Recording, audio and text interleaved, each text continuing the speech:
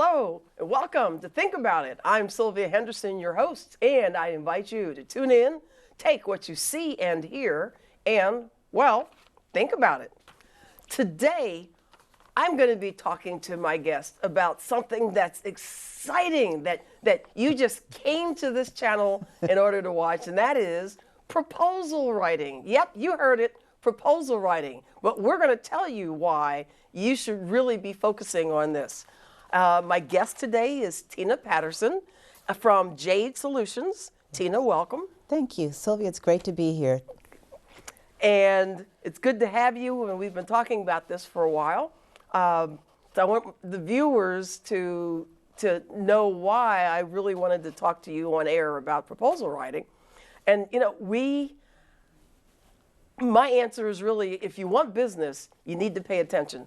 Because if we're contractors, even if it's not a proposal, we're looking for a job, we're having to write something that we have to promote ourselves to others, probably the principles that you're going to talk about relate, whether it's a proposal, a grant, resume, or anything. Am I? You're absolutely correct. The key to whether it's proposal writing or any other written communication is making sure that you get your point across effectively and oftentimes succinctly. And in our day and time of using our little thumbs for those little mobile gadgets, the skill of writing as opposed to pitching verbally, because I also work with a lot of verbal pitching, but this is about writing and getting your message across in writing. And so I know that you do that a lot and you help other people do that. So I'm going to ask first right off the bat, what brings you to making this your specialty, and why are you the go-to for proposal writing? Certainly. That's a great question. Sylvia, I started out many years ago working with the general public and installations, and we had to instruct individuals on how to use the application software. So I've been on the customer-facing side, but I've also been the person that's put together the instruction manual. And I'm sure you've seen it, whether it's putting together a small item or working on something much larger. Clear, concise writing can make or break putting together that item. And when it comes to requesting money for a project that you need in the instance of a grant, or you're writing a proposal where you're talking about the solution that you can deliver, it's critical to really be able to tell someone how you did it, where you've done it before, and why they should say yes to your appeal. So I got started many years ago by writing instructions for individuals that they could follow easily, and it's translated to helping people get the evaluator or funder to say yes. And I'm thinking proposals, when I receive something in writing, it's just one way. I don't have a chance to sit down in front of you when I'm actually reading it anyway, to sit down in front of you and ask you questions and have an exchange with you. What I get is the only thing I base my decision on about you. Absolutely. So what you've written and what you tell, when you're telling your story, you're telling the why you're the best, why you're the best choice, what discriminates you from others, meaning what sets you apart, and what are the differentiators as well. So it's critical when you're writing to think about the audience, to think about what appeals to them, what pain are you solving, or what solution are you helping them to bring joy to them. So I want to jump right in here, because I know our viewers want to know, so what makes a good proposal? What makes a good message on paper? Sure. I know you have a system. I love systems and processes. A system that you call the 7 C's of proposal writing, and we're going to talk about that a little more in detail. But kind of in general, how do you even get started with figuring out, what do I need to write? What do I sit down with my pen on paper or my fingers on the computer? What are the first thoughts we should be thinking? Well, oftentimes what I recommend to clients is that they actually take a close look, whether it is a solicitation that they're wanting to respond to, or they're requesting funding from a potential funder. Is it a fit? Do you have the skills, the experience, the know-how to answer the mail, to address the requirements? And if you don't, it may be best to pass that on that solicitation or not submit your request, Or if you feel very strongly about it, to find others who can help you put together the cohesive team to address all of the requirements. But that's usually the first step. Is this a fit for me? Everyone can't do everything. The old axiom about master of all, Yeah, no, whatever. that doesn't apply. Not in this instance. In this instance, you really need to focus on what's in your wheelhouse. What are your strengths and what are your capabilities in terms of helping the client? And this comes through, especially when we later talk about the 7 C's. One of them is compliance, and that's one of the biggest challenges for people. I want to do everything, but do you really specialize in everything? And most of us don't. Most of us know specifically what we do best. And that's where I tell people, focus on what you do best. If you need to bring others in to expand and show that you have a broad breadth of capabilities because of your teaming partners, do so. But if it's out of your wheelhouse, it's okay to pass. That means something else is coming. So are people typically, and I don't know who will be watching this and where they are in the country or in the world, but we're here in the nation's capital where the primary employer is government, whether it's federal, state, local. We've got like government all over the place here. So, and I know they're big for sending out requests for proposals. Are people typically responding to proposals, whether it's government, whether it's resume or anything else, responding to some criteria that they're responding to, or do they write a proposal that's sort of like, hey, I was just thinking about a way to help you, and here it is? That's a good question. So let me answer the first part of the question. Granted, we are in the nation's capital and what I call the Beltway. Oftentimes people think in terms of providing services to the federal government. The federal government is one of the largest buyers of services in the U.S. But outside of the federal government, whether it's a local municipality, a state, or a county municipality, they all need services. There generally aren't enough people on board within that organization that can provide the services or have knowledge to cutting edge technology, whether that is, again, within the government sector or even in private sector. There's still what are called, and we're talking about proposals, but there is a continuum of solicitation starting with market research and ending with the request for proposals. So oftentimes in the government sector, there'll be a request for market research. Who's out there in the vast universe of contractors that can provide the service? They're wanting to find out because it may help them shape the actual final RFP, the request for proposal that goes out there. But in the commercial space, there's also, although it may not be as regulated in the federal sector, there's the federal acquisition regulations. In private sector or commercial sector, there's oftentimes, we need someone who can help us put together, install 5,000 licenses. And they may put out a request. Wow.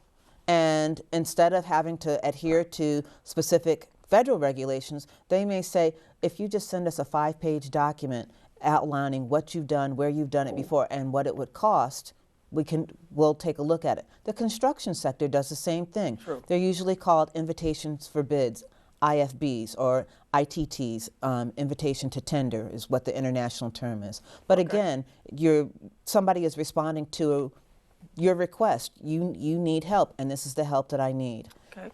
Now, you talked about writing, hey, we have an idea.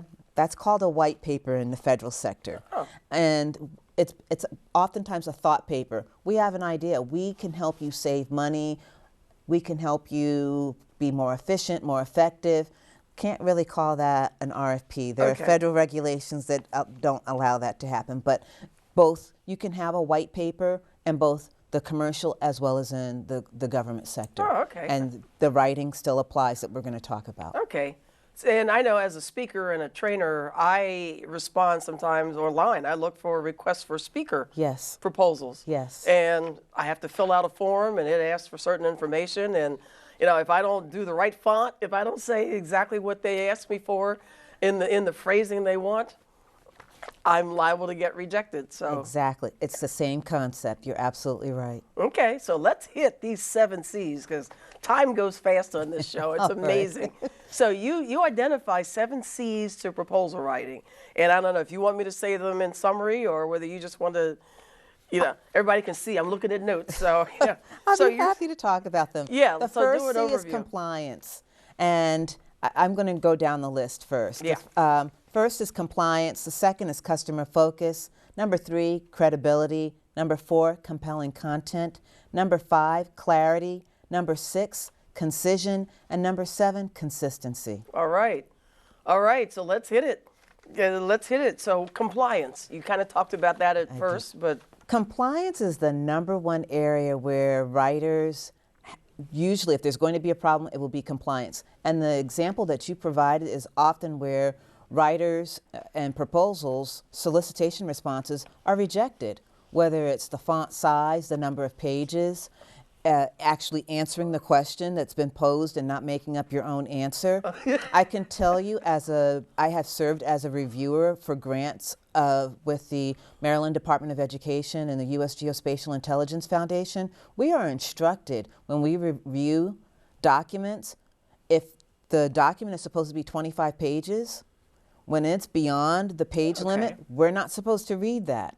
And that's considered non-compliance. Wow. So compliance is usually the number one area. And I can recall a contracting officer telling me, he said, we received 100 responses.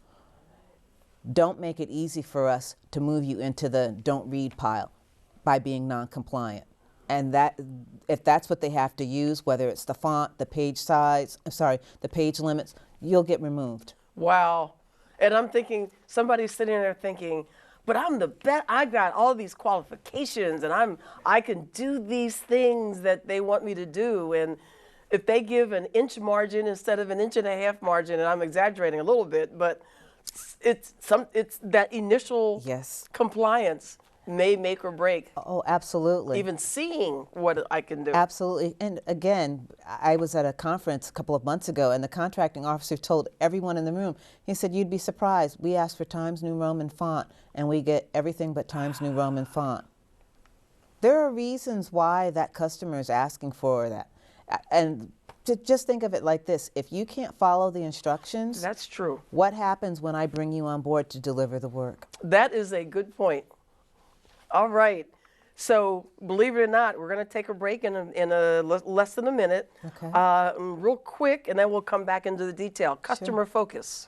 Oh gosh, customer focus. So I've talked about you're either addressing a pain or you're bringing joy to a customer.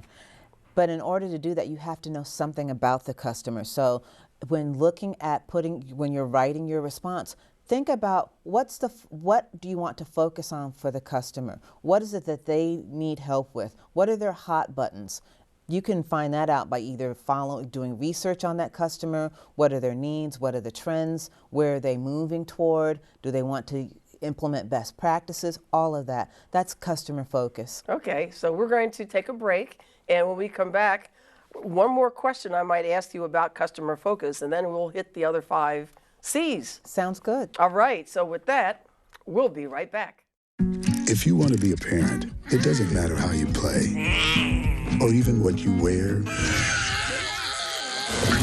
You just need to be there. Thousands of teens in foster care don't need perfection. They just need you. Hi, and welcome back to Think About It. I'm still Sylvia Henderson, your host, and we are still talking about proposal writing and the 7 C's of good proposal writing. My guest is Tina Patterson of Jade Solutions, so we didn't go anywhere, but welcome back. Well, thank you. Good to be back.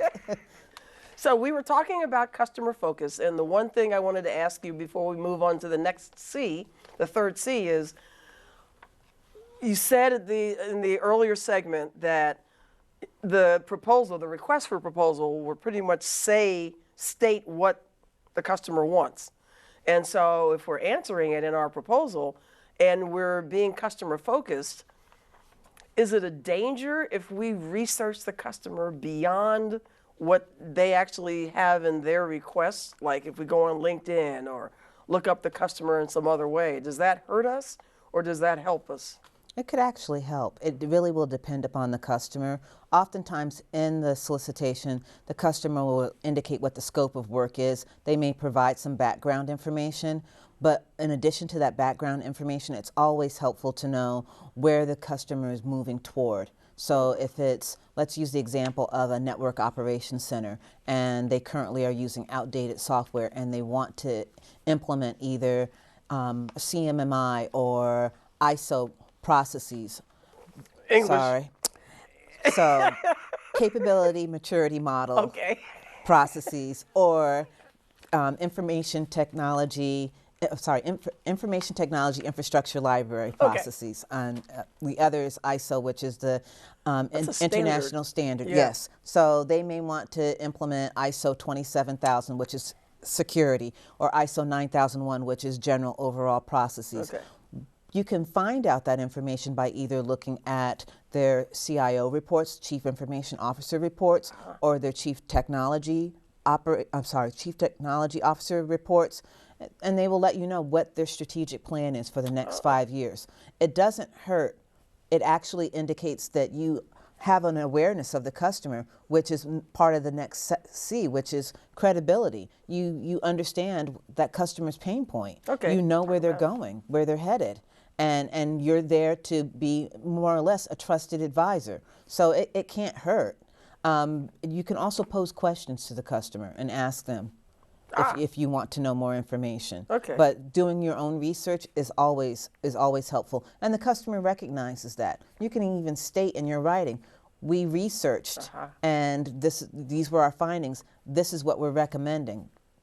Okay, that's impressive. So like going in with your resume and for a job interview. Exactly. Okay. And it's basically showing innovation. You're Yeah. being innovative in your approach. You're not just sticking with what's written in the solicitation, but you're thinking, quote, out of the box. Okay. Okay, and initiative too, along with that another I. Yes. So credibility. Yes. Is that your credibility as the proposal writer, as the business that wants the business? Yes. Okay. It's your credibility, but it's also providing to in this case, the customer, credible examples of what you've done in the past. So if I told you that I could make gold, you'd want to know where else I've done that. Okay. And how I did it, where I did it, and what the results were. If I can't back that up, I'm not really credible. You might begin to wonder, is that just, are you making that up? You want metrics. Okay.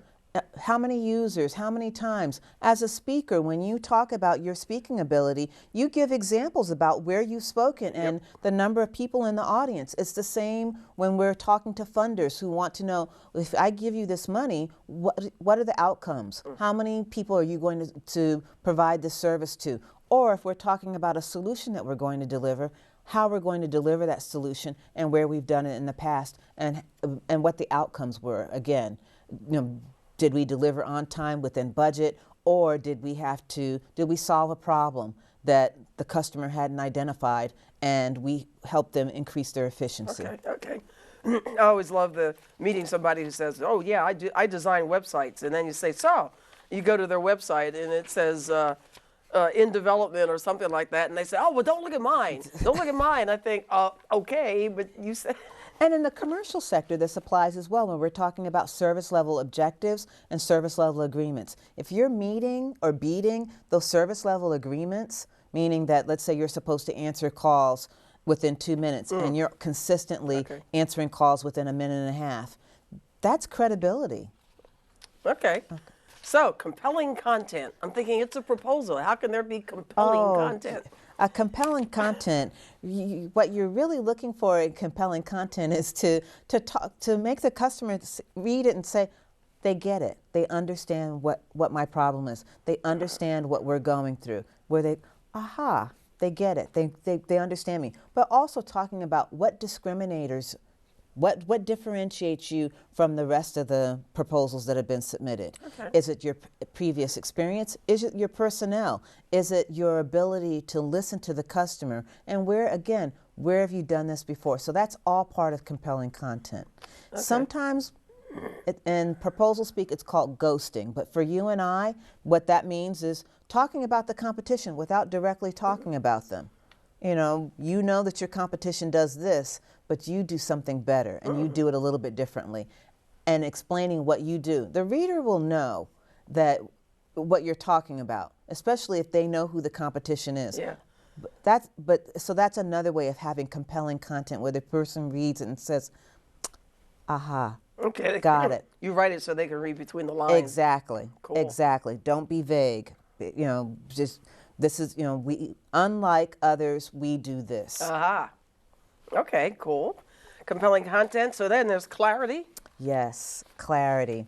One of my favorites is clarity. Be succinct. Keep. You can use bullet lists, graphs, but be succinct and to the point. There's a study that was released early 2016, and it talked about both the RFPs, the requests for proposals, as well as the actual responses, and how oftentimes we had very long sentences with a lot of words. You can use shorter words, get your point across with 3 or 4 bullet points. The reader understands it and can move on. Oftentimes we're talking about senior level people reading these solicitation responses. They're not reading from page to page. They're not reading from top to bottom. So the bullet points help them quickly pick up, do you get it or do you not?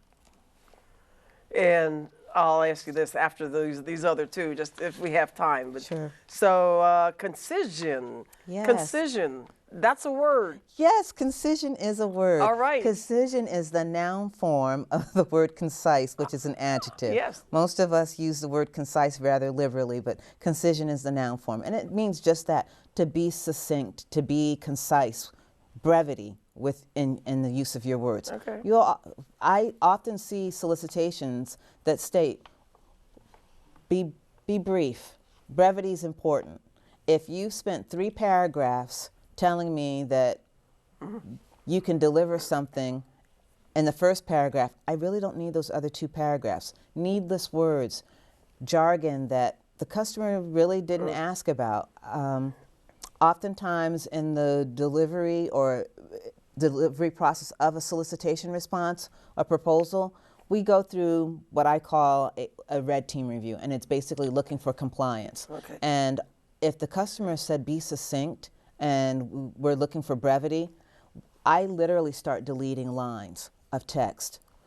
Again, because this goes back to compliance. If you have just been needless words and unnecessary, the customer's going to wonder, can you follow instructions again? True. Okay. But the other thing that the customer will do, if they're looking for concision, they will give you what is considered an unusual page limit, 5 pages, and you really want to go beyond the 5 pages. The idea is, don't go beyond the 5 pages, get to the point, but also don't parrot back the solicitation requirements. The customer doesn't tell the customer. So using words like we understand and ensure. Understand what those words mean. Ensure is probably one of the most challenging words because the synonym of ensure is guarantee. So I tell clients, every time you use the word ensure, replace that with guarantee. And do you want that sentence to state that? True. Man, it's really becoming obvious that it's an art and a science and a delicate balance, which is going to lead to what you do to help people do this. But let's hit the last C, consistency. Consistency, yes. So consistency can be tone throughout a document from start to finish, how you refer to the organization in the document, whether you are going to be Team Jade or Jade Team, how you refer to the customer. So if I was submitting a response to the Department of Health and Human Services, am I going to write out Department of Health and Human Services throughout the document, or do I use the acronym? It also means being concise with your metrics. At the start of the document, if you say you've been in business for 16 years, you should still be in business for 16 years when you get to the back of the document. But all of that is part of consistency. The layout of if you're using graphs, what are you referring them to? Are they figures? Are they exhibits? And being consistent. Font use as well. So it applies to from start to finish in the document. And what the evaluators are looking at is, how do you present yourself? Are you meticulous? Can I really give you this money to do what you say you're going to do, or am I going to have to constantly watch over you? Wow. So again, back to the service level agreements and acceptable quality levels, AQLs. Deliverables are important, and if you can be consistent, you probably will do well with that client. Wow.